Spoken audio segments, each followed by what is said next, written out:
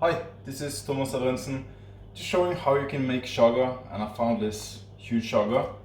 It's a mushroom growing on birch tree, and there is a specific way to make this chaga that will make out most of the antioxidants, most of the melatonin, and as you can see in these small bits here,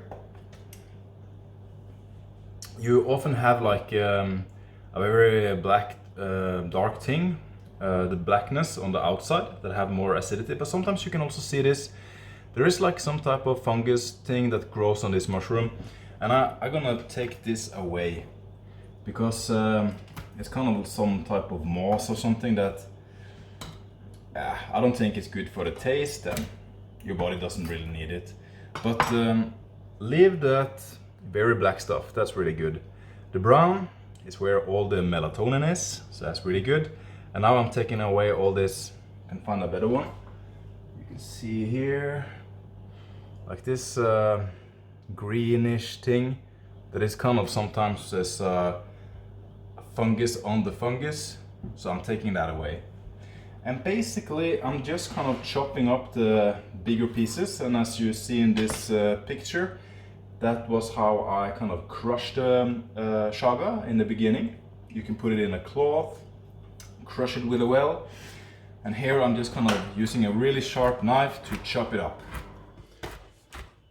And basically I'm just chopping it up like in smaller and smaller pieces, and that's why it's really good to pick the chaga when it's fresh on the tree. Because when it's fresh, even if it's really cold, there's still some juice, I call it. It's like still moist inside, and that actually gives it much better taste.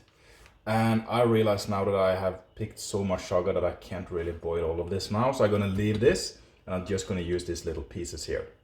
So the next step here is basically to just put the chaga. I have already put some in this pot here.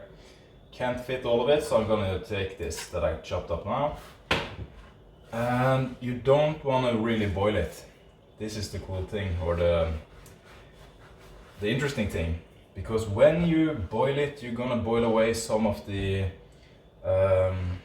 deeper nutritional value of this fantastic chaga mushroom. It's actually one of the you can call wild plants, wild mushroom, that have some of the highest antioxidants of everything you can find.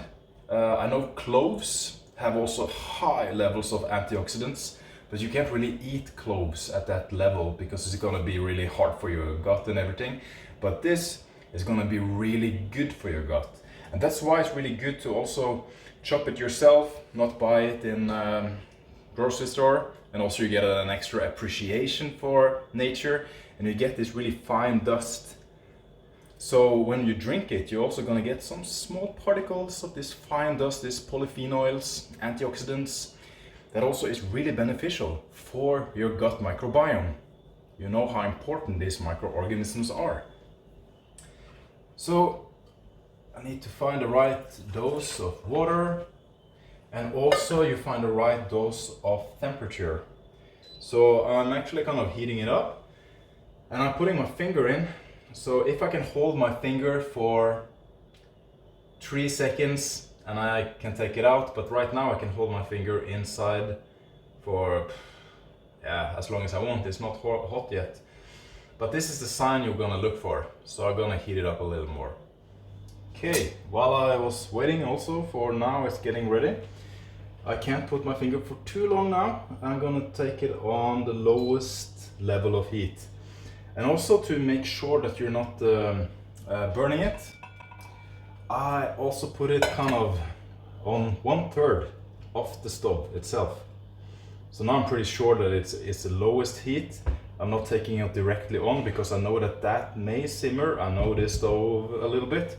So I'm putting it kind of just 1/3. If it's a weaker stove, you can maybe take it halfway. So 1/3, I think it's gonna be really good. And while I was waiting, I also just chopped up the rest so I can save it in a glass jar and then use it for another time. I could even take this small powder and put it in a smoothie. As long as it's so fine, this powder, it will kind of just do good instead of doing bad. And also that I didn't mention, you have antioxidants, you have melatonin, the sleep regulating hormone, excellent for sleeping. It also is really anti-inflammatory. So coffee, for example, will sometimes, if you drink too much of it, can cause inflammation, irritation, too much acid. But you can mix a freshly boiled chaga with coffee, and you kind of get balance it out. So you have more anti-inflammatory. The coffee can be sometimes inflammatory, and it goes really hand in hand. And the last thing that is amazing, New Science also discovered this recently. I think I posted it on my site, not on my Inner Zone maybe, but on my personal Facebook page. That is, it's not just melatonin, but melanin. And melanin actually is what our darker brothers and sisters have in the skin. So we have smaller pigments of that if we are more lighter in our skin.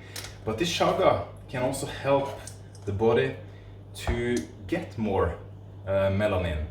And that also can help actually the body to reduce some of the harmful radiations from the sun, and also the natural radiations, but also the unnatural radiations from EMFs, electromagnetic frequencies, like Wi-Fi and all these signals that are bombarding us.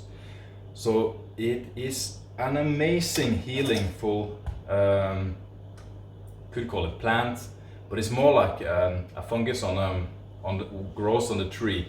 And also, when you get some of that skin on the birk, because it mostly is on the birk tree, that white skin have some of the same values that are in paracetamol.